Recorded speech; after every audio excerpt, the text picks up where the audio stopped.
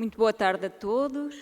Enfim, agradecer aos que resistem nesta tarde de verão, quente em termos meteorológicos, e também aqueceu aqui um bocadinho nesta mesa redonda.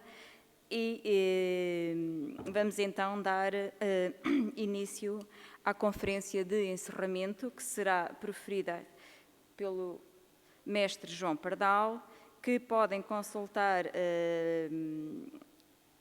a sua nota biográfica na página 30 do livro de resumos.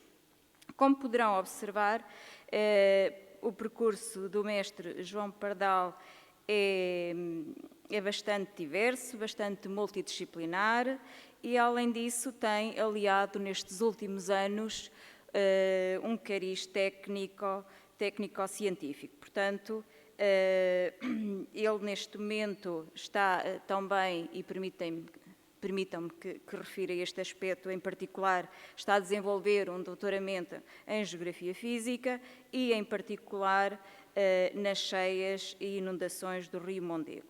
E, por isso, a sua comunicação não poderia deixar de ser sobre este tema que tem sido tratado ao longo do dia e neste caso vai ser numa perspectiva histórica muito mais alargada, porque, enfim, mantivemos-nos aqui pelas cheias de 2001 e, portanto, aqui vai haver então uma análise dos impactos das grandes cheias do Mondego nos últimos 700 anos.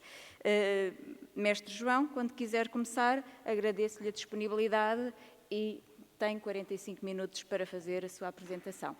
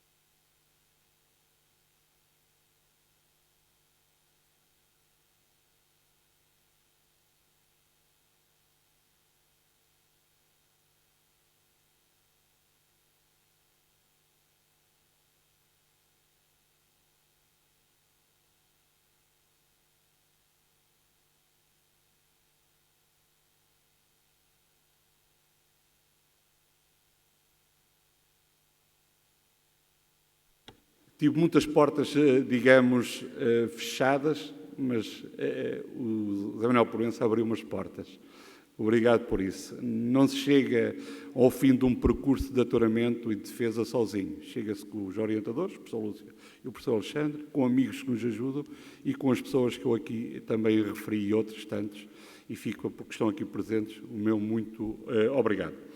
O Mondego tem um passado, tem um presente e tem um futuro.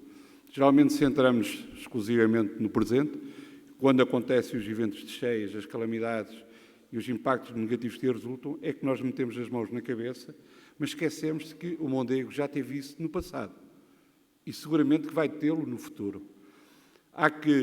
Hoje faz-se muita história hidrológica dos rios na Europa para projetar aquilo que será o seu futuro. E, portanto, aqui um objetivo é também fazermos aqui um apanhado daquilo que é o Mondego no futuro, o que é o presente e, seguramente, aquilo por onde caminha para podermos dar a melhor resposta e mitigar todos os impactos que resultam destes eventos extremos de cheias. Desculpa. Para dizer que são dados duas bases de dados nacionais, uma delas do United States Disaster Risk, e só para dizer que as calamidades de natureza hidrometeorológica têm estado a aumentar a nível mundial. Não vale a pena reproduzir o que está acontecendo na Alemanha e no centro da Europa, especialmente nos últimos 20 anos, para dizer que anualmente das cheias resultam 52 bilhões de dólares de prejuízos por vezes anuais, não é igual a todos os anos, no Banco Mundial, e, em algumas circunstâncias, 26 milhões de pessoas afetadas a nível mundial e muitas delas atiradas para a pobreza. Portanto, isto de facto é um problema não só nosso, mas é um problema global e com as alterações climáticas teremos eventos, digamos, de maior severidade e maior magnitude. A cidade sempre foi condicionada pelo rio, viveu sempre com o rio, a sua localização assim o leva, não é? O rio bordeja a cidade e divide em dois, na margem esquerda e na margem direita, e, portanto, as populações desde cedo, no povoamento de Coimbra, aprenderam também, até certo modo, a viver com o rio. Mas aquilo que caracteriza muito o espaço de Coimbra é esta suscetibilidade que tem para os fenómenos de natureza geomorfológica e geoclimática e, em particular, a questão das cheias. A bacia do Mondego é a segunda maior bacia do país, integralmente portuguesa, não é? A maior é do Sado, mas é o rio com o maior percurso, portanto tem 660 km quadrados e tem como principais, digamos, bacias o Dão, o Alva, o Ceira e depois o Arunco, o Pranto, o Ega, o Foja e podemos pôr aqui também a Ribeira de Mortágua. Já iremos depois, mais à frente, perceber quanto ela é tão importante. No fundo, para fazer este estudo, centrou-se num levantamento, digamos, em termos de metodologia, dos aspectos históricos.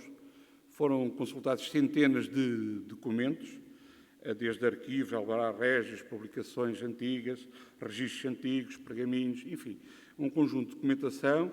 Depois, mais tarde, os anuários que eram produzidos, anuários hidrológicos e hidráulicos que tanta falta nos fazem hoje. Depois fez-se um estudo, digamos, dessa informação e, a seguir, foi-se tratar, digamos, quando passou a haver pós-período instrumental, ou seja, passou a haver registros, a partir de 1871 começam a aparecer registros de, digamos, de alturas hidrométricas, de cotas, eventuais caudais, e depois foi-se determinar aquilo que seriam os caudais de retorno pelo método Gumbel para a situação prestrina e para a situação já, digamos, em regime regularizado. E analisou-se um conjunto de eventos e os impactos associados. Isto são imagens de Coimbra, em vários momentos a mesma rua, é a Rua de Baixo, a Rua de Saragossa, tem vários nomes ao longo da história, portanto, por trás do convento, portanto, ali perto de Casinho da Urca, em Santa Clara, inclusive, portanto, convém ali já uma imagem, aquela é de 2016.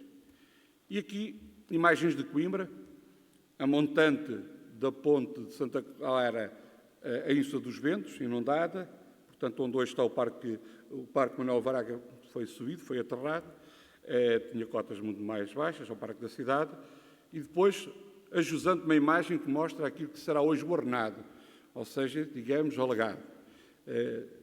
Há que referir até por algumas imagens que vou apresentar, que as cotas da cidade também, os muros de proteção eram mais baixos, portanto, o corrimento do muro era cotas mais baixas, a cidade também era mais baixa, a cidade baixa, se quisermos, ou o bairro baixo da cidade, ou o que é hoje a Baixinha, portanto, também houve aqui uma versão. E uma imagem de cheia ao pé da Câmara Municipal de Coimbra, de facto, a população a ver, e com um barco ao lado, que, de facto, elas chegavam precisamente ali. Para dizer que, ao longo da história, houve vários momentos na nossa história em que diferentes reis, governantes, tomaram decisões. Primeiro documento, já que um pergaminho do século XV, talvez a primeira medida de proteção civil, entre aspas, e não só, do rei Dom Afonso IV,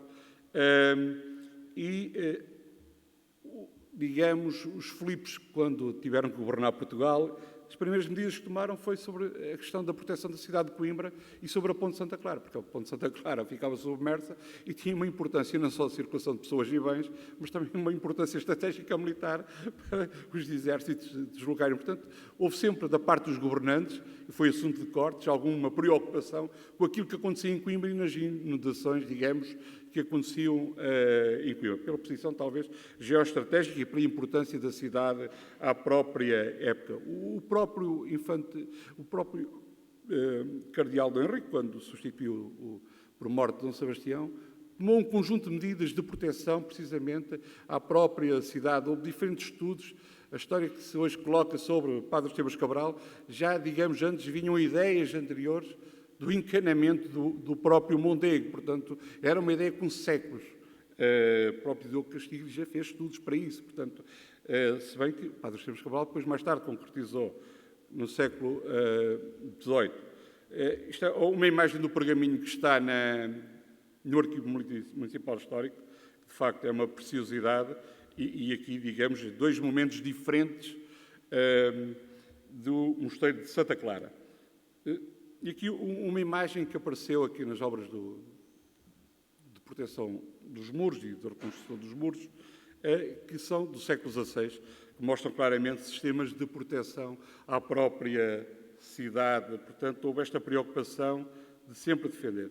E um exemplo de uma carta régia de Filipe I, de 1585, em que ele descreve precisamente uma das cheias e um período de ciclo de cheias que aconteceu em 1585, 1582, e 3 e 4, e cheias de natureza catastrófica. Por sinal, em artigos científicos estrangeiros, conhecido também na Europa, um período em que houve grande pluviosidade e cheias, digamos, de natureza catastrófica.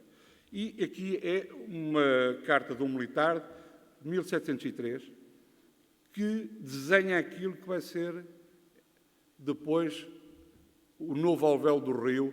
Portanto, há uma ideia associada que Padre Esteban Cabral, de facto, ele executou a obra, mas houve quem tivesse pensado na obra antes dele. 90 anos antes, já de facto havia um desenho que preconizava a mudança do alvéolo do rio. O rio chegava a Coimbra, virava a norte, ou seja, passaria hoje por meio dos campos do Bolão, passa a expressão, e depois dividia-se em vários alvéolos de forma desgovernada. O Padre Esteban Cabral mudou para sul, digamos, mudou esse percurso, mas ele escreve nos escritos dele que, de facto, já outros estudaram. Portanto, ele conhecia, efetivamente, dá a entender que já conhecia este estudo, e, de facto, o estudo de Bandelli e de Padre Esteban Cabral, que foi depois Padre Esteban Cabral que executou a obra do novo alvéolo do Mondego e a plantação da mata do São Paulo, não foi tão somente para conter o novo alvéolo.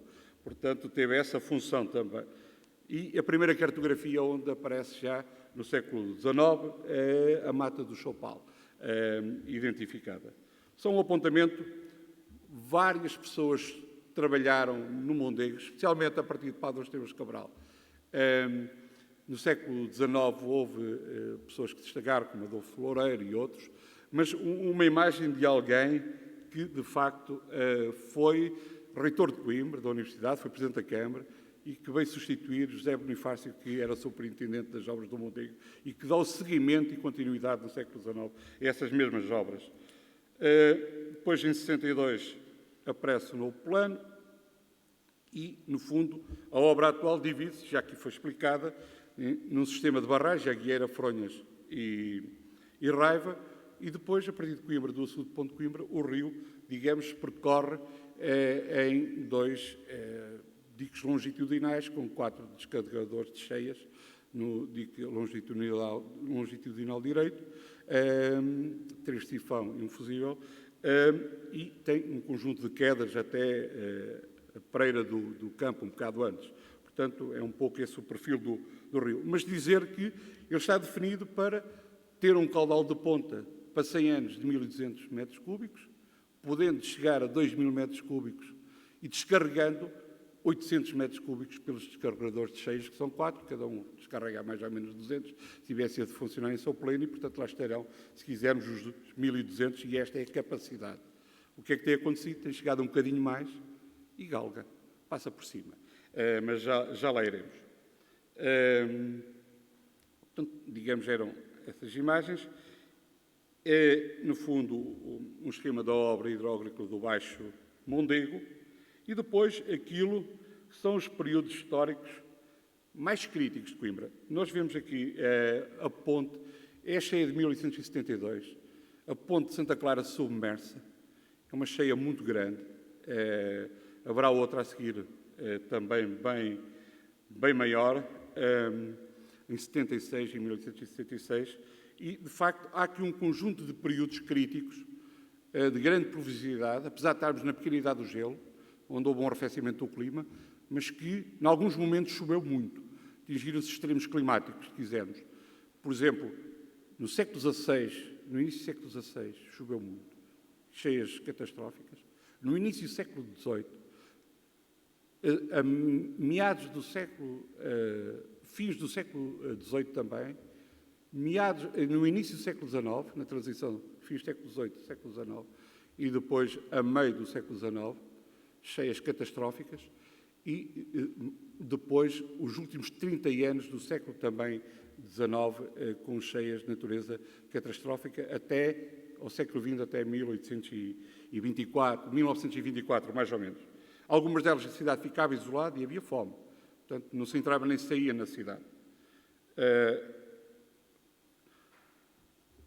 Estão aqui algumas das cheias históricas mais relevantes, digamos, e para dizer que a de 1708, por exemplo, onde hoje é o Terreiro da Erva, foi lá recuperado um edifício, era a Igreja de Santa Justa. Por isso, simplesmente foi destruída nessa cheia. Portanto, houve um conjunto de mosteiros, em determinados momentos, por isso simplesmente foram destruídos, porque, digamos, a magnitude do caudal tinha essa capacidade, digamos, destrutiva. E para dizer que em se eu não me engano, 1739 e depois em 1788, são duas cheias catastróficas em Coimbra e no Douro também, em que o número de mortos é indeterminado. O registro diz número de mortos, indeterminado. Toda a região. Portanto, vejam a magnitude que era. Naturalmente, não havia os sistemas de defesa que há, não havia os sistemas de proteção, mas, de facto, eram coisas de grande magnitude. Peço desculpa. Para dizer aqui uma imagem de Coimbra, onde se vêem alguns mosteiros e conventos, à saída da Ponte Santa Clara, São Francisco da Ponte, destruído. Onde hoje é a Praça da Canção, o Mosteiro de Santana, destruído. Em 1331 é a primeira cheia que chega a Santa Clara a Velha. E o registro mais antigo de cheia que se conseguiu recuperar foi em 1200. Teria sido tal dimensão que Dom Sancho teve que deixar no céu, digamos, quando morreu, deixou um testamento a recuperação da própria ponte face à gravidade da destruição. Portanto, e aqui, digamos, a lista das cheias que tiveram associadas ao desaparecimento de igrejas e conventos e mosteiros em Coimbra.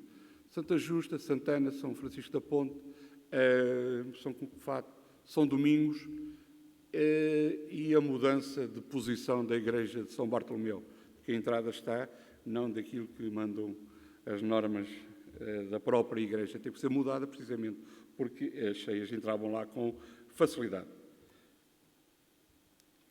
No século XIX, de facto, está ali uma das cheias assinalada como, não só ficou isolada, como houve fome na cidade. Portanto, foi de tal forma destruidora, basta dizer que passariam na Rua da Moeda ao primeiro andar, ao nível do primeiro andar. A Rua da Moeda subiu 90 centímetros no século XIX, precisamente para proteção. Aliás, algumas casas lá, a porta é meio aterrada, desce-se. E depois, digamos, mesmo subindo, digamos que as cheias voltaram a passar essa dimensão. Para dizer que uma destas cheias chegou à Rua da Sofia. Uma destas cheias passou por cima dos túmulos de Dom Sancho e Dom Afonso Henriques. Basta dizer que a cota soleira da Igreja de Santa Cruz é a mesma hoje que era no passado. Portanto, não mudou. Pode ter mudado a praça. Há dois monumentos de referência, a Cota Soleira Santa Cruz e a Cota Soleira, digamos, de Santa Clara a Velha, que já iremos ver. Isto dá-nos uma ideia, de facto, entrou na Câmara, chegava a entrar na Câmara, da dimensão e da magnitude. É para dizer, se calhar agora não chove tanto. É possível, porque é preciso haver precipitação para haver, digamos, também cheias. Mas se calhar também há aqui algum efeito positivo, não estamos a falar da gestão, das próprias barragens. Portanto, haverá aqui um efeito positivo. E esta é seguramente uma das maiores cheias, que é de 1872, sendo certo que em 1876 há outra grande, não só nos grandes rios portugueses, o Douro, o Tejo, o Guadiana, e nos rios espanhóis, porque houve uma formação, digamos, de condições adversas. Está aqui a carta climatológica daquele momento. Esta é uma cartografia de Coimbra do século XIX e dá-nos a área, digamos, possível, hipotética, inundável. De tal forma que a Santa Casa da Misericórdia tinha que fornecer alimentação às pessoas.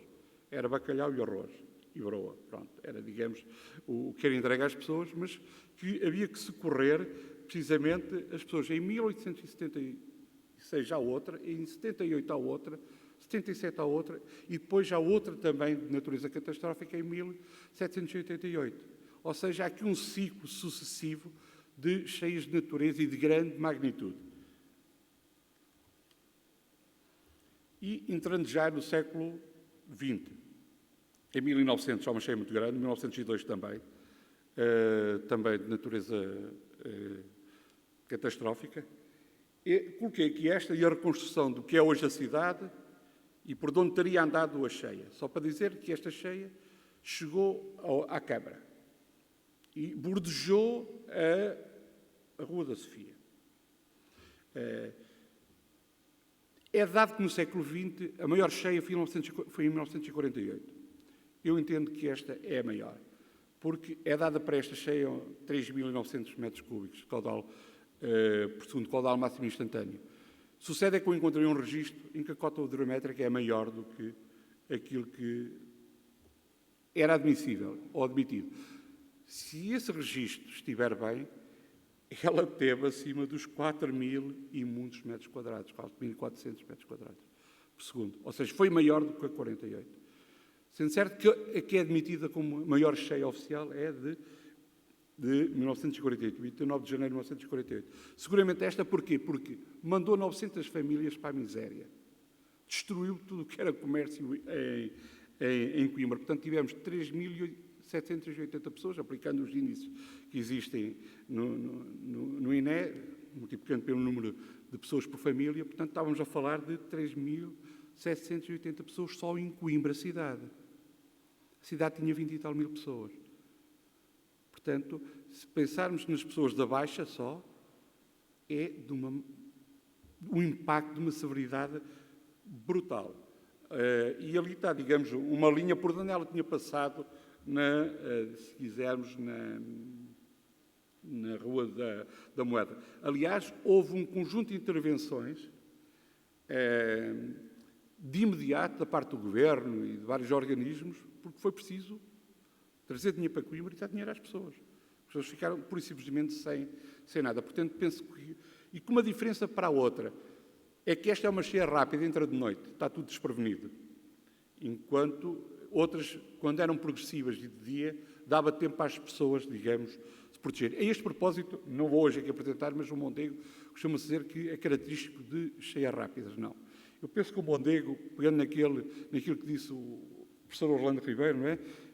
Terminava aqui o Portugal Atlântico e começava o Portugal Mediterrâneo. O Mondego tem um misto das duas coisas, ou seja, cheias progressivas características do Douro, por exemplo, dos rios mais atlânticos, e cheias rápidas características dos rios mediterrâneos. É um híbrido, é um misto. E a de 48. A cheia de 48, vê-se ali a ponte, digamos,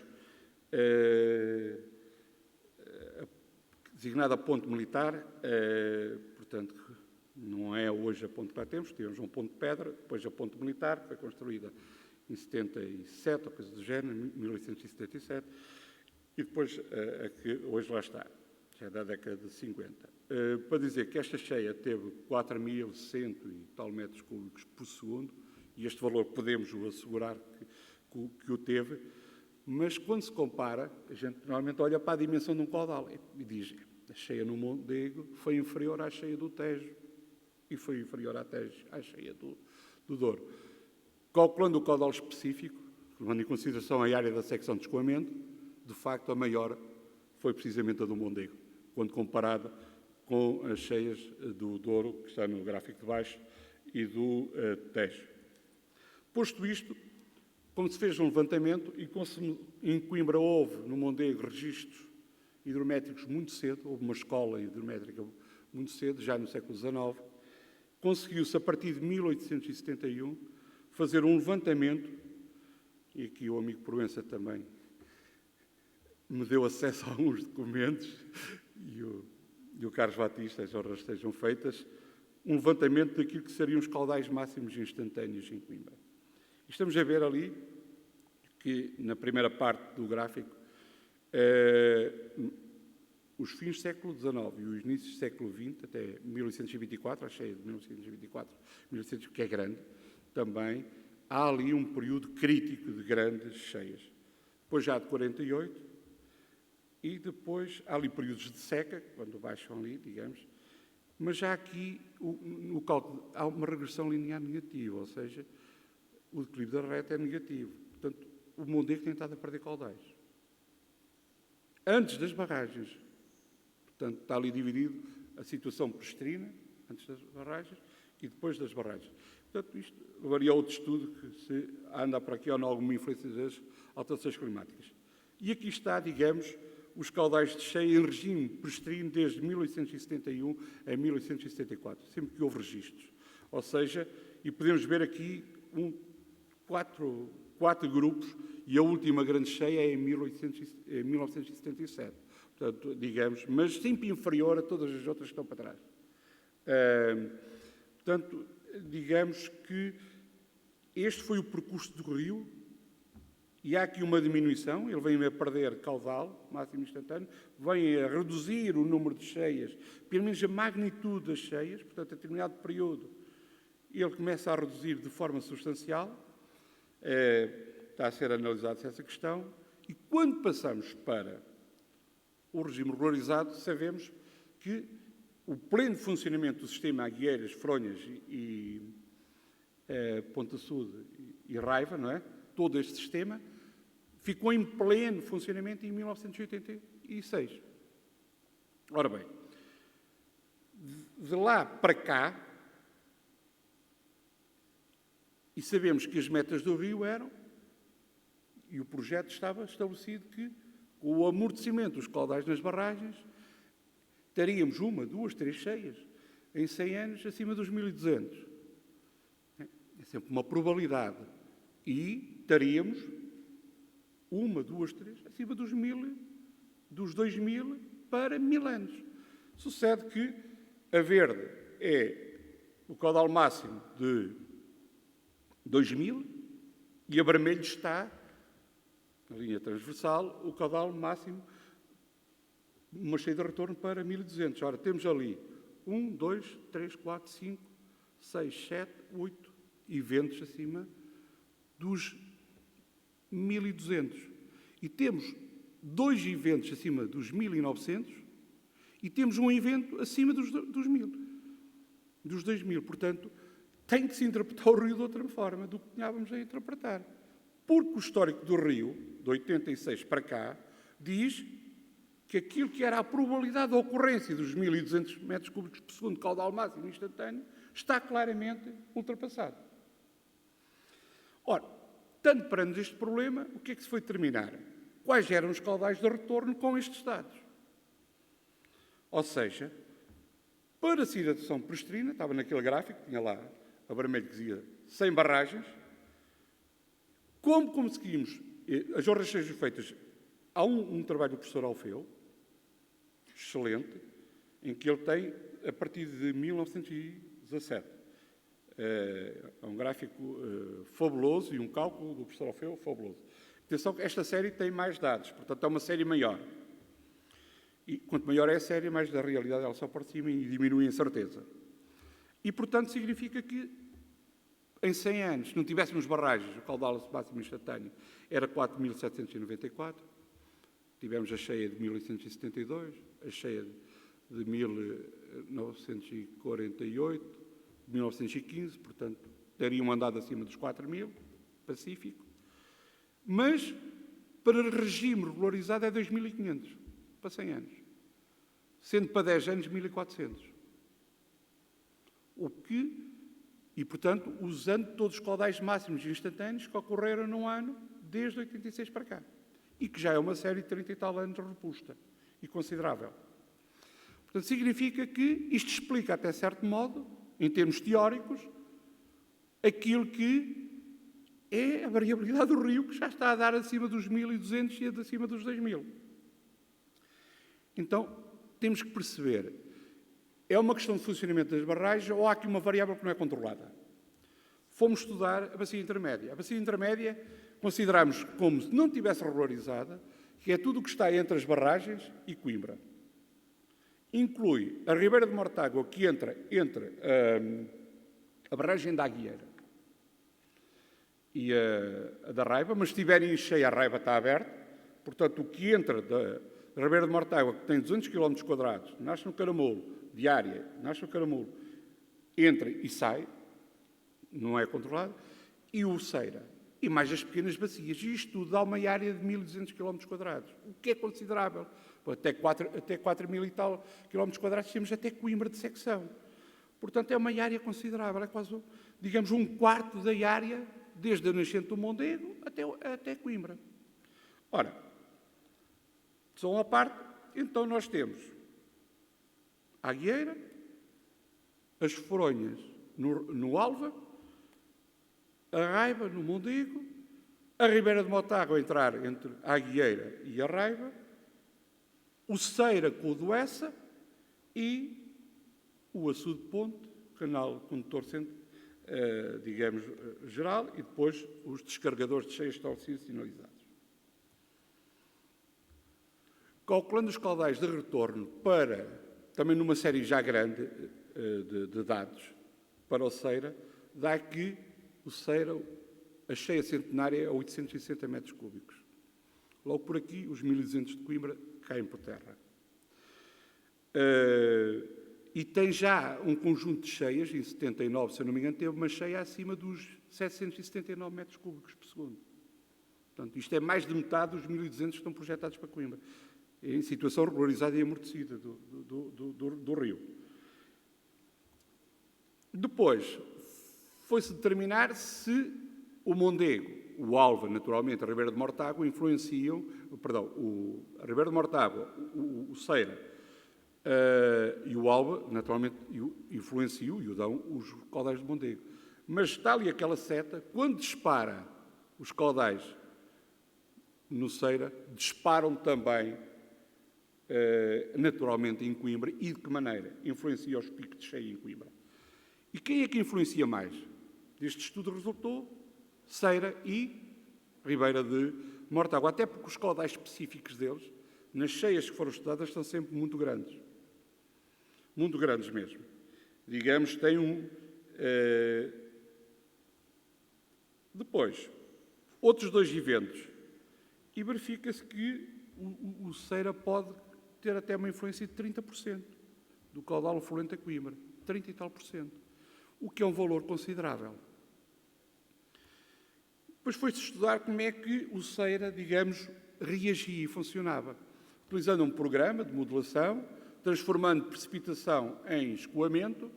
Verifica-se que um programa americano, o EKHMS, primeiro, os tempos de concentração no Ceira são muito pequenos, ou seja, chove e, de facto, escorre logo, porque tem declives acentuados muito grandes, porque chove muito no Alto Ceira, porque são rochas muito impermeáveis, xixi, por exemplo, ou seja, declives acentuados, e, de facto, significa que rapidamente chegam ao Baixo Ceira caudais de grande dimensão. Depois foi-se verificar outra coisa, que é, eu em cima tenho a precipitação, em baixo tenho o escoamento. Reconstruiu-se para a cheia de 2016, sabe-se que o Ceira teve 480 ou 490 metros cúbicos no caboclo, sem o do Essa. E depois tentou-se ver qual é a influência do Essa. Verifica-se aqui duas coisas. Ele tem sempre 2 picos de cheias associados, porque depois mais tarde chega ao do Essa, o cárcico descarrega durante mais tempo e mais tarde, e portanto influencia. Portanto, quando passa, pensa-se que passou o perigo, porque a água está a baixar no caboclo, não passou o perigo, porque entretanto há de chegar mais qualquer coisinha do próprio do Essa, porque o cárcico, digamos, responde de forma diferente. A Ribeira de Mortágua é uma ribeira, uma forma circular, portanto, digamos, drena tudo ali para a linha principal. Já disse onde é que ela entra, mas o caudal de retorno para 100 anos é 380. Estivermos perante uma cheia centenária a acontecer no Mondego, temos teóricos. Pode chover mais num sítio do que outro, mas vamos supor que choveu de forma igual em todo o lado, de forma uniforme, na região. Significa que tínhamos aqui 380 mais 860. Portanto, vê-se logo que só um dos fatores que está aqui, que é uma variável que não é controlada, são estas 2 bacias hidrográficas. A cheia de 2001, os impactos foram tenebrosos, já todos nós sabemos, mas só para dizer que o Ceira deu 33%. Para aquilo que foi o caudal máximo instantâneo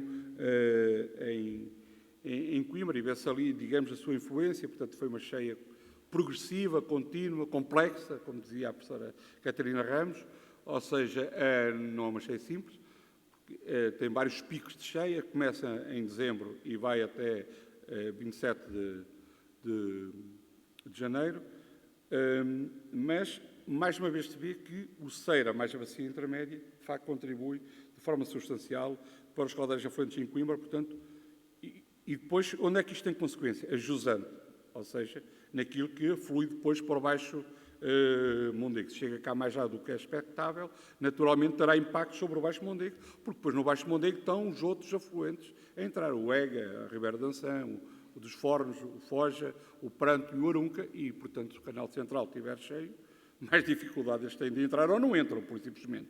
E há regolfo. Portanto, é essa a questão. Isto é uma placa em Ereira, a estação de caminho de ferros. Nestas 3 cheias que eu vou falar, a linha do norte deve ser cortada em Alfarel. E, portanto, um exemplo daquele cidadão a dizer onde é que passou lá a água. E os impactos foram tenebrosos, porque grande parte da estrutura hidráulica foi destruída, não é? Portanto, nós tivemos 2.716 pessoas, digamos, alojadas, houve um morto.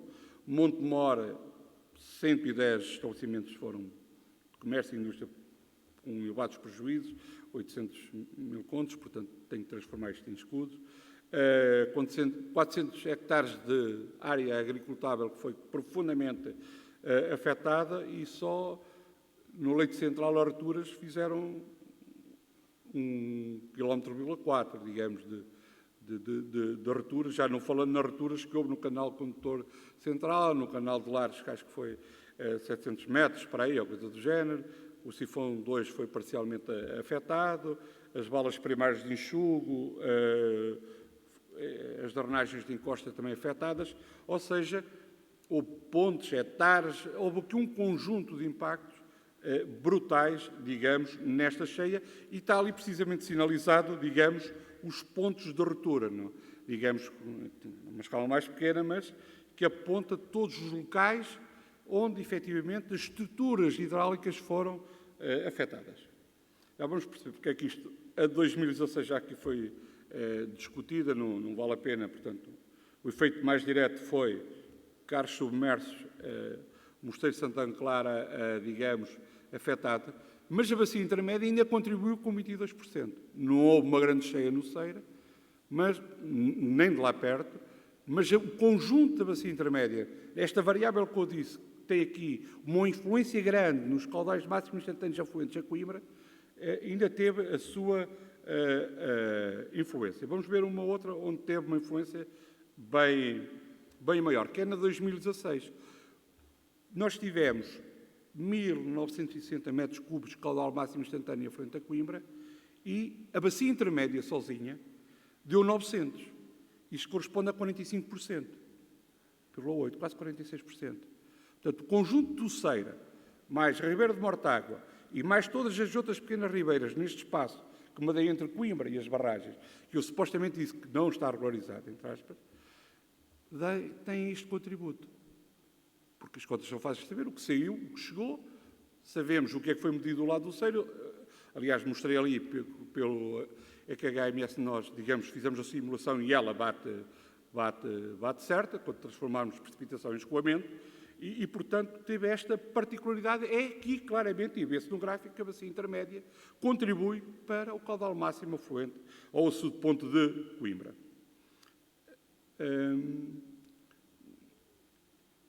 Digamos que aqui os impactos foi mais de natureza material, ou seja, por exemplo, o município de Coimbra teve quase 2 milhões de prejuízos, o Conselho de Santa Clara 500 mil euros de prejuízo e o Parque Verde andou entre os 2 milhões e meio e os 3 milhões, digamos, os restaurantes, os bares e tudo mais. Mas houve 3 mortos, um no pranto e 2 aqui, digamos, a atravessar o leito abandonado. Por fim, a 2019, volta a ver-se aqui a influência da bacia intermédia, não com a expressão de 2016, portanto significa que choveu mais em 2016 na bacia do Ceira, por exemplo, também ali a curva de vazão, e uma imagem, a primeira imagem de cima é em cima do dique longitudinal esquerdo, portanto estou na margem esquerda, estou virado para Coimbra, na Feira dos 23, e só para vos dizer que atingiu o coreamento do dique. Bateu ali, bordejou o coreamento do dique, vê-se na fotografia. Do outro lado está a estrada, digamos que vai para a Feira dos 23.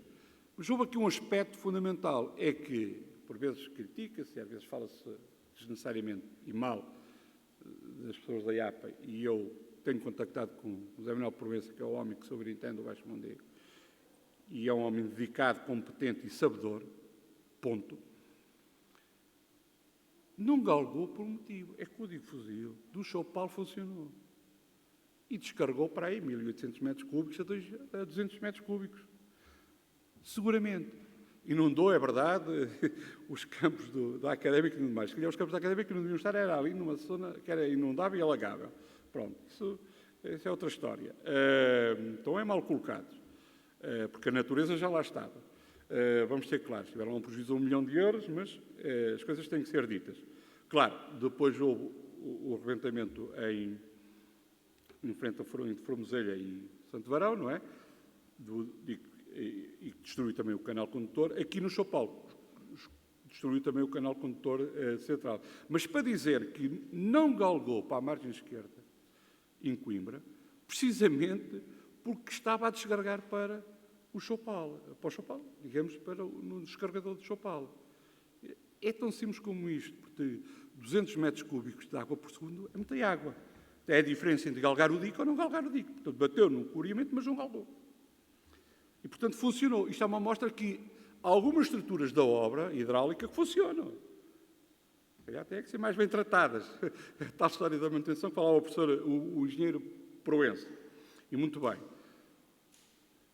Houve 3 rupturas, um no leito periférico direito, a montante do Casal Novo do Rio, a outra que eu já mostrei em Santo Varão, e depois aqui, no Choupal, o canal condutor central.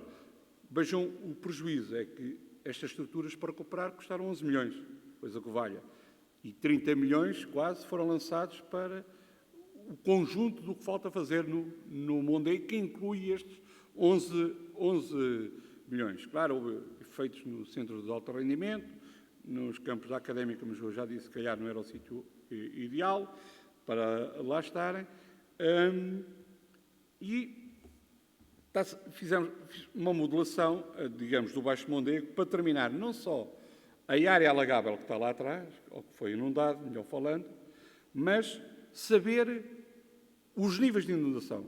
Ou seja, com aquele caudal e com aquela altura, eu passo a saber que onde eu estou teve 2 metros de altura, ali teve 4, teve 5, e fiquei a saber, claro que isto é uma escala maior, dá para ver, quais são as zonas onde, de facto, as alturas de inundação foram maiores. Por exemplo, o Foja chegou aos 5 metros, lá em alguns sítios, porque tem cotas muito baixas. Portanto, criou-se uma escala, digamos, e em função dessa escala, distribuiu-se. Só para dizer que esta cheia foi precedida de elevada precipitação. No Alto Mondego choveu muito durante vários dias. Portanto, houve esse aspecto. Estamos a caminhar para a parte final e para dizer que, utilizando as metodologias de avaliação de impacto ambiental, fui avaliar os impactos para estas 3 cheias, ou 4, melhor falando, as últimas, mais relevantes. O impacto era nulo ou era negativo, e se o impacto era positivo, significativo, pouco significativo, não significativo ou muito significativo. A significância, essencialmente, uma coisa é a magnitude do impacto e outra coisa é a afetação dos ecossistemas humanos. Se houve prejuízos, se houve mortes, se o cotidiano das pessoas foi afetado. É quase que uma avaliação mais qualitativa. E para dizer que tivemos evacuados, alojados, tivemos mortos, em algumas delas, habitações destruídas também houve, então em 2001 foi brutal. Depois a rede viária e rodoviária e ferroviária foi afetada, e também a nível da economia e da mobilidade e do património, digamos, histórico. Em 2001 foram afetados vários monumentos classificados no Baixo Mondego. A gente pensa só aqui em Santa Clara, não houve Santa Clara, houve outros que são classificados e que foram afetados. Só para dizer que a gente, quando vai a 2001, quase tudo é muito significativo. Portanto, nós podemos colocar esta na classe das catastróficas antes das barragens. E depois, a mais leve, digamos, é a 2016. Já há alguns aspectos muito significativos na de fevereiro de 2016 e depois, agora, de facto, houve rupturas de infraestruturas hidráulicas e tem aqui alguns aspectos. Houve dezenas de estradas municipais e algumas nacionais submersas e tem aqui alguns aspectos que também eram muito significativos porque isso condiciona a mobilidade, a deslocação e o cotidiano das próprias pessoas. Portanto, não podemos só avaliar se há mortes, se há feridos, se perderam casas. Também temos que avaliar quanto perturba, precisamente, o cotidiano das pessoas. Posto isto, agora em síntese, estas imagens, em cima um perfil de Santa Clara a Santa Cruz, precisamente porquê? Porque as cotas soleiras não saíram do sítio. Estão lá há centenas de anos. Santa Clara é 13 metros e qualquer coisa, portanto, vejam bem, se o zero da escala em Coimbra, no ponto de Santa Clara hoje é 15,37 ou coisa do género, posso estar errado, mas já à volta disso, por Proença corrige-me. Vejam bem que está abaixo, digamos, do que é hoje o zero da escala hidrométrica na ponte de Santa Clara. Só para dizer que seguramente se descia, porque eu encontrei um registro das primeiras cheias que chegaram ao convento de Santana. O tal que estaria ali para algures, para a Praça da Canção, não é? Para esses lados, e que dizia que tinha um olival lá à frente e que descia para o rio. Portanto, seguramente ele estava lá um bocadinho mais para baixo, não é? E estão ali várias cheias, digamos, assinaladas, que é de 1915, de 1872, 1876 e 1888.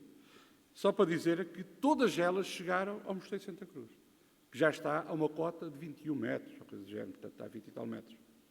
Elas chegaram, vejam bem, a magnitude delas.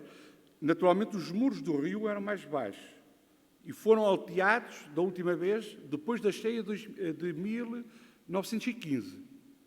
Mas que se viesse uma destas, chegaria lá, porque uma delas esteve acima dos 23 metros de cota. Sendo acima dos 23 metros de cota, passava os muros que hoje temos. campo teórico, se viesse um caudal da dimensão que desse uma altura hidrométrica daquela natureza, independente da questão do desassoreamento e desassoreamento, vamos esquecer isso, estaríamos naturalmente a galgar para dentro da própria cidade. E agora, a de 1948, que chegou a Santa Cruz também, e, naturalmente, a 2016 e 2001, que já não passaram a cidade, tiveram cotas muito mais baixas, 19 metros e qualquer coisa, a altura máxima, e, portanto, ficaram só na sua inundação pelo próprio mosteiro. De facto, como o perfil é grande, depois tem-se alguma dificuldade de ver, mas numa escala maior vezes. Sim sendo, para terminar, fez-se um levantamento e uma acreditação da magnitude das cheias desde o século XIII. 1200, a primeira, ano 1200. Utilizou-se uma metodologia usada muito pelos espanhóis, o professor Benito e o professor Barreras, portanto, há vários, e há outros artigos, até também pelos alemães, que seguiram essa metodologia, que organiza em 3 grupos, ordinárias, extraordinárias e catastróficas. Claro que agora falta fazer a análise estatística, mas que podemos ver, naturalmente lá para trás já registavam mais, era as extraordinárias e catastróficas, as ordinárias passavam ao lado nos documentos antigos. Mas, para dizer que o século XIX há um grupo considerável de cheias de natureza catastrófica, o século XIX é duro, portanto, o século XIX foi estudado aqui à parte, o outro é entre o século XIII e século XVII, porque quanto mais se anda para trás, mais dificuldade se tem em encontrar registros, como é evidente.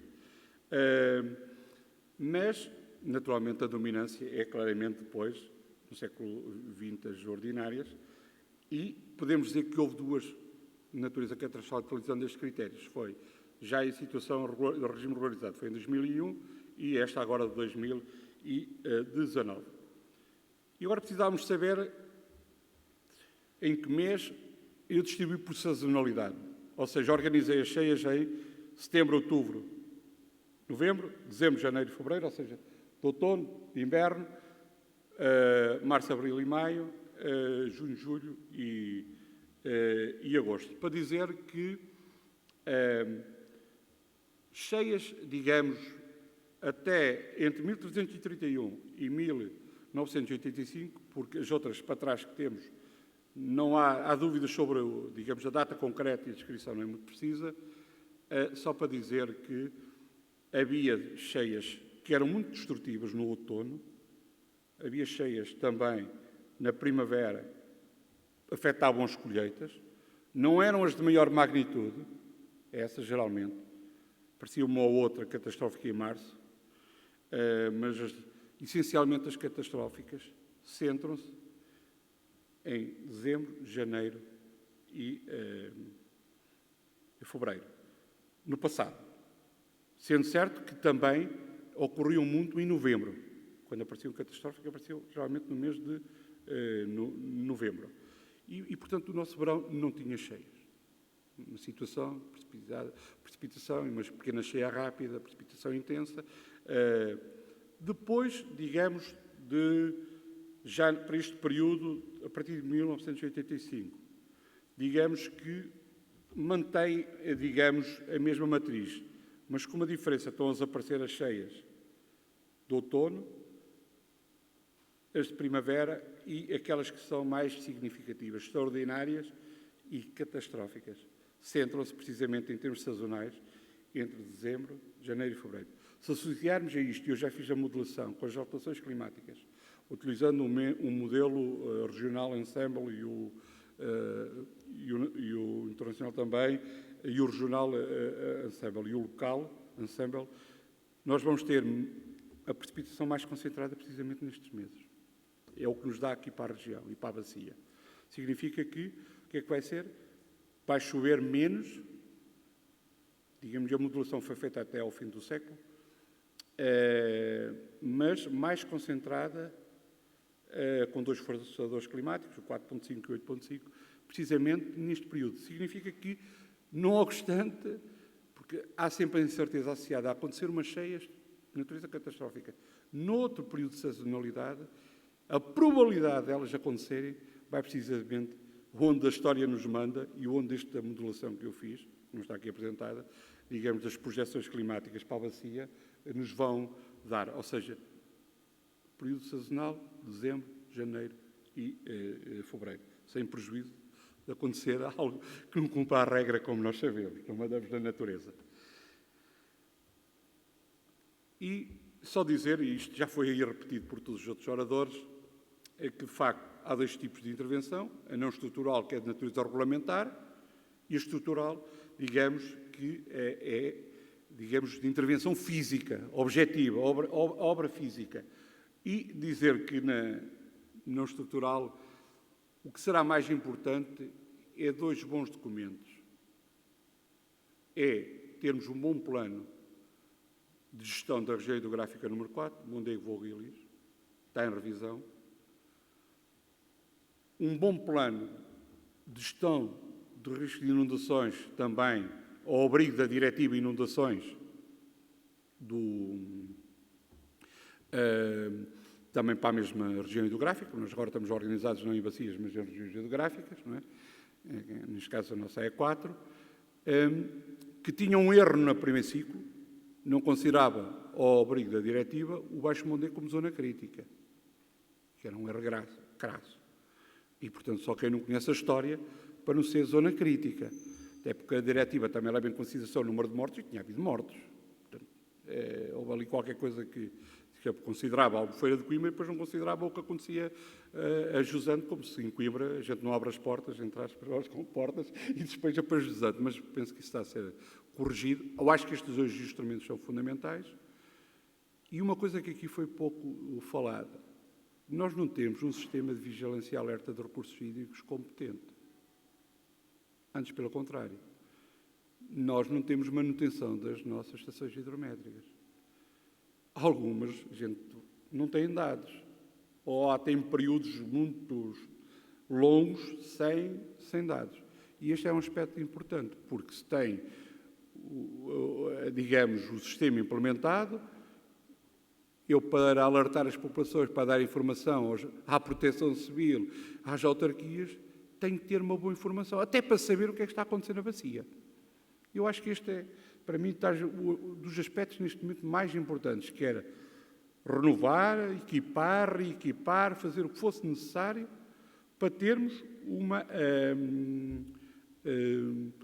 um sistema de alerta e vigilância de recursos hídricos competente e com cobertura total. E, para mim, outra coisa que acho que, naturalmente, pronto, há sempre aquela coisa de se informa ou não informa a população, mas estes dois instrumentos eram fundamentais. E há um aspecto que é os nossos instrumentos de gestão de território, ao nível local, estamos a falar de planos diretores municipais, há aqui uma articulação temporal entre aquilo que são os normativos nos planos, e são planos setoriais superiores, seja o plano de gestão da região hidrográfica, seja o plano de gestão de riscos de inundações. Portanto, é que o tempo que se faz a revisão do PDM não é o mesmo tempo do ciclo, digamos, destes instrumentos. E os instrumentos de gestão de território local deviam beber informação em tempo certo e no momento certo, para a sua aplicabilidade no regulamento do plano diretor municipal e para o ordenamento do território local, em função daquilo que eram as orientações vindas destes dois instrumentos superiores. E este é um erro, para mim, também, que por vezes dá as piores práticas, que é a edificação não deve e onde não se devia. E depois as consequências são aquelas que nós sabemos. E a outra parte é de natureza estrutural, mas o Engenheiro Proença já disse uma coisa, é preciso dinheiro e dinheiro para a manutenção da obra. Portanto, nós só não temos que pensar em gerir de outra maneira, levando em consideração esta variável da bacia intermédia, se o nosso estudo estiver correto, admito, na ciência não há dogmas, portanto, pode não ser esse o caminho, admito que haja outros pensamentos, mas de facto, a obra tem que ser pensada na gestão e na intervenção. E na intervenção é a manutenção e a concretização do que estava projetado. Mas mais da questão do que estava projetado, isso ainda não está feito, a ser feito. Há de vir o estudo de impacto ambiental do pranto, ou coisa do género, por aí adiante. Agora, o que está feito tem que funcionar. E para funcionar tem que saber porque é que o dique sifão não descarrega. Ou só descarrega um bocado, lacrimejou, como aconteceu agora na cheia, e os outros não descarregam. O que é que aconteceu para a sua não funcionalidade? E as pessoas da IAP que fazem a gestão não têm culpa, não têm nada a ver com... Ou seja, eles fazem uma gestão fabulosa de articulação com as outras entidades. Ora, compete ao Poder Central decidir que, efetivamente, tem que haver um estudo de avaliação da funcionalidade da obra e o que é preciso para pô-la a funcionar como é que ela estava projetada. Bem-ajo e muito obrigado.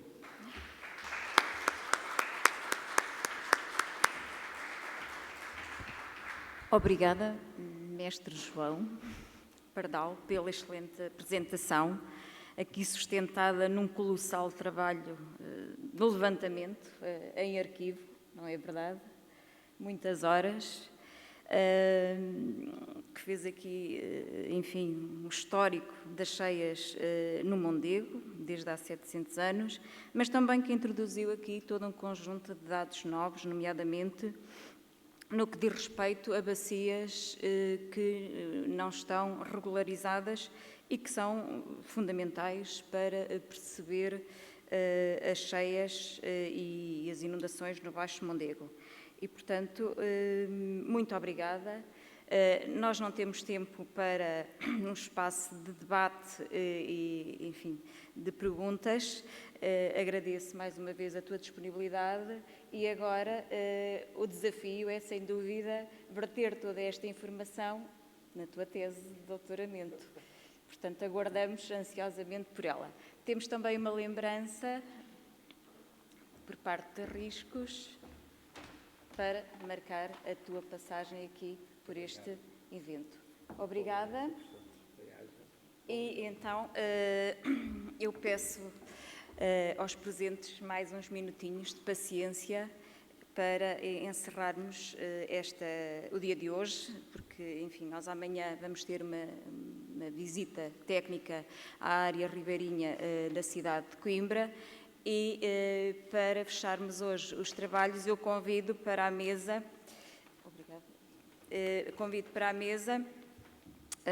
a representante do CEGOT na Universidade de Coimbra, a doutora Claudete Moreira e também a diretora do Centro de Formação de Professores da Associação Riscos, a professora Fátima Velis de Castro.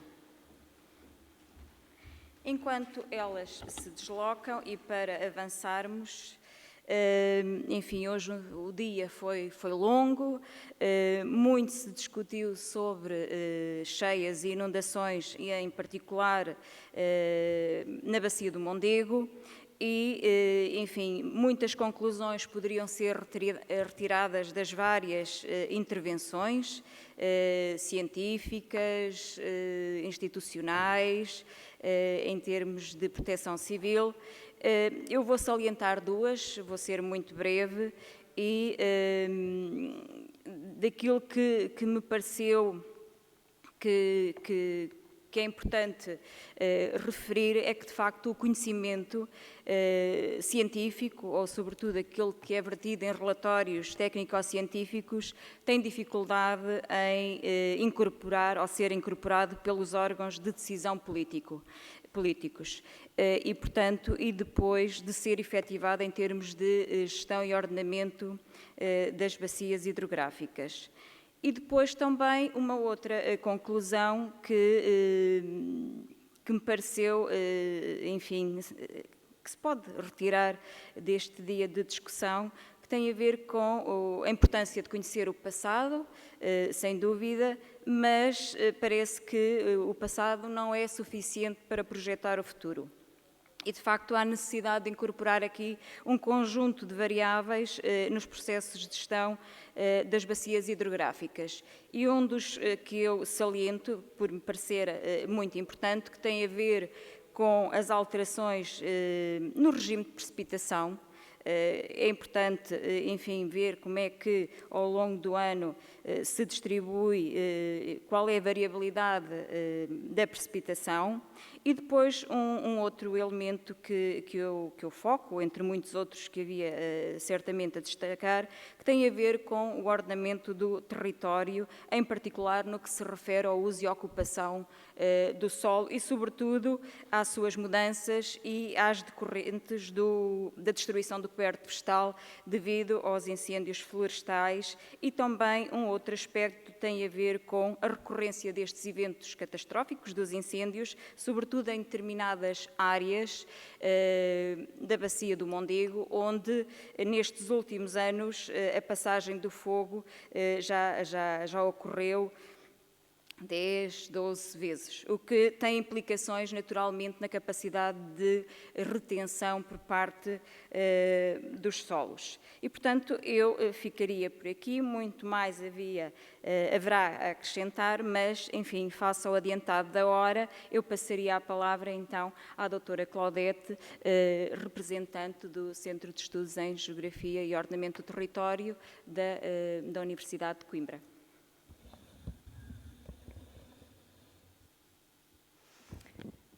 Muito boa tarde, cumprimentar a senhora professora doutora Adélia Nunes, cumprimentar também a senhora professora doutora Fátima Velez, que dividem comigo esta mesa no encerramento deste primeiro dia dos trabalhos do Encontro Nacional de Riscos. Cumprimentar também, e permitam-me um cumprimento especial ao senhor professor doutor Luciano Lourenço. Este encontro muito deve à forma empenhada como tem desenvolvido ao longo dos anos no âmbito da Associação Nacional de Riscos este encontro. Dizer que é com muito gosto que estou aqui hoje, agradecer o convite, cumprimentar todos os presentes, investigadores que partilharam durante o dia de hoje a investigação que têm vindo a desenvolver. É sempre bom podermos ter momentos como este, em que diferentes investigadores se encontram. Este é um encontro nacional e, portanto, é uma referência também no âmbito da abordagem destas temáticas. Aqui estão e integram a Comissão Científica deste congresso diferentes investigadores, diferentes escolas e, portanto, evidencia bem a composição da Comissão Científica, evidencia bem o modo como estes investigadores que estiveram nesta comissão organizadora e que pertencem fundamentalmente ao CEGOT, não só, mas também ao CEGOT, têm conseguido agregar outros investigadores, outras escolas do Sistema Científico e Tecnológico Nacional, instituições de ensino superior politécnico, universitário, e para além disso também outras entidades. E portanto, os encontros nacionais têm-se pautado muito por isto. No caso dos riscos, pelo facto de terem envolvido de forma crescente no tempo diferentes investigadores e diferentes escolas. Para além disto, outras entidades, Proteção Civil, Escola Nacional de Bombeiros, autarquias, enfim, tantos outros, a APA, EDP, enfim. E isso, de facto, é um esforço continuado de abertura também da academia à sociedade e de um diálogo constante e permanente. E, portanto, como representante do CEGOT de Coimbra, só me posso congratular, agradecer a forma empenhada como estes investigadores da unidade de investigação que represento. O CEGOT de Coimbra tem cerca de 90 investigadores, no CEGOT Nacional são cerca de 153 investigadores, E, portanto, eu congratulo-me com a forma empenhada como se tem envolvido na organização deste congresso. E, portanto, congratulo-me também, não posso deixar de felicitar a Comissão Organizadora pelo modo como tem, e a Associação Portuguesa de Riscos, Prevenção e Segurança, como tem procurado divulgar a investigação científica que se faz a nível nacional no âmbito desta temática. E são com estes encontros, são congressos, são workshops, também o modo como tem vindo a valorizar e tem sempre olhado, há décadas, para a formação e estreitar laços com os níveis de ensino. Ainda há pouco falávamos aqui como é importante que a mensagem passe, e passa muito também pelas escolas, pelos professores, pelos educadores. Certamente alguns participantes neste congresso, felicitá-los também, acho que fizeram uma excelente escolha participar nestes trabalhos, e de certeza que estes 2 dias serão muito enriquecedores, e é fundamental que os investigadores contem também com um empenho dos professores na educação e na formação dos jovens, que é absolutamente essencial. E depois, congratular-me com a forma empenhada como os investigadores que têm estado na Associação Portuguesa de Riscos, Prevenção e Segurança, designadamente alguns do CEGOT, mas não só, eu aqui alargo a todos os investigadores, como têm dinamizado publicações científicas neste âmbito, a série Riscos e Catástrofes, estudos cínicos e a revista Território. E, portanto, eu congratulo-me, de facto, com estes aspectos. Para finalizar esta minha intervenção, julgo que também tem havido uma ação muito relevante em mobilizar os estudantes que frequentam a graduação em Geografia e que frequentam pós-graduações no âmbito da Geografia, e em mobilizá-los também para estas atividades, os encontros científicos, e, portanto, fico particularmente satisfeita por ver o empenho destes alunos e espero sinceramente que aquilo que têm ouvido e a participação nos trabalhos seja um incentivo para que deem continuidade aos seus estudos e à formação e à investigação neste âmbito. Fundamentalmente, era isto que eu gostaria de dizer, não me quero alongar muito mais e, portanto, felicitar a Comissão Organizadora. Muito obrigada, doutora Claudete, pelas suas palavras e também, enfim, agradecer os contributos que o CEGOT tem prestado a riscos e, em particular, a este evento. Obrigada. Passo então a palavra à senhora diretora do Centro de Formação de Professores de Riscos, doutora Fátima Velis. Muito obrigada, eu vou ser muito breve. Queria cumprimentar os presentes na sala, que são presentes e resistentes, não é? A esta hora. Cumprimentar as minhas estimadas colegas de departamento e de mesa, a doutora Claudete e a doutora Adélia. Cumprimentar o doutor Luciano, na pessoa do Presidente da Direção da Riscos, e vou só preferir aqui umas breves palavras. Nós tivemos hoje aqui 70 participantes, cerca de 70 participantes, 15 dos quais professoras e professores. A Riscos formou o conceito de formação de professores do ponto de vista formal recentemente, foi em outubro de 2019, quando conseguimos a acreditação como entidade formadora pelo Conselho Científico-Pedagógico da Formação Contínua de Docentes, embora esta ideia de riscos colocar ao serviço das escolas fosse mais antiga. Muito aqui se falou hoje, eu agora até me estava a lembrar da comunicação sobre as cheias de Almeirim, que foi falada de manhã, mas não só, da importância de estimularmos a cultura do risco, sobretudo nos mais jovens. E aí os professores e as professoras nas escolas têm um papel fundamental. E a risco não se quis pôr à parte, como é óbvio. Nesse sentido, o nosso grande objetivo é prover a formação científica, didática e pedagógica de qualidade para professores do ensino básico e secundário de várias áreas sobre os riscos nas suas múltiplas dimensões. Neste sentido, eu ia só fazer uma breve referência à oferta formativa que nós temos disponível no Centro de Formação de Professores de Riscos. Temos cursos de formação e atualização como é este que estão aqui a frequentar, que estão relacionados com os eventos científicos que nós vamos organizando.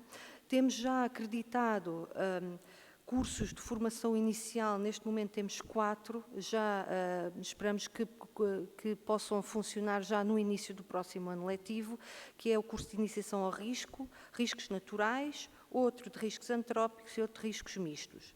Depois temos também a oferta no âmbito da formação específica, também temos um curso de formação em riscos sociais e um curso de formação em risco de incêndio florestal e ainda neste âmbito também temos acreditado várias oficinas de formação.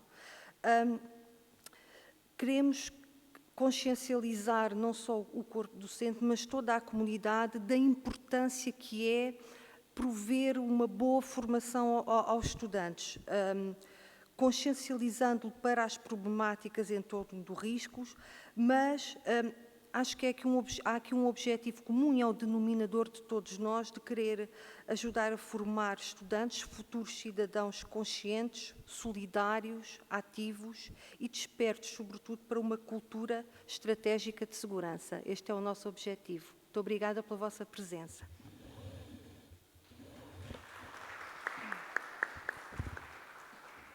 Obrigada, doutora Fátima Velez. Esperemos que a Riscos tenha, de facto, um papel muito importante na formação de professores, é esse um dos objetivos, entre outros, e que contribua de forma decisiva na educação e na cultura do risco que tanto falta, não é? Quer dos mais pequenos, quer também dos maiores. Então, para fechar, só mesmo 2 segundinhos para dar conta de 2 notas relativamente à viagem técnica da manhã. O primeiro é relativo à alteração do ponto de encontro, que inicialmente estava previsto ser junto a Santa Cruz. Eu peço a vossa atenção para um e-mail que foi enviado onde está sinalizado o novo ponto de encontro, que será então na parte sul do Parque Verde da cidade, ali junto às docas, onde há estacionamento e, portanto, facilita o acesso. E depois a segunda nota é relativa a um aspecto também mais técnico, que tem a ver com a visita ao Mosteiro de Santa Clara e pelo facto deste se encontrar em obras, portanto, é aconselhado levar calçado adequado. Foi pelo menos essa a indicação que nos foi dada por parte de quem nos vai acompanhar amanhã na visita de estudo. Então, aos presentes, aos resistentes, aos resilientes, eu agradeço, enfim, a vossa paciência e desejo para aqueles que, enfim, não vão participar na viagem, um bom regresso a casa e para os outros que amanhã participarão na viagem. Até amanhã às 9 horas, então, no Parque Verde da cidade.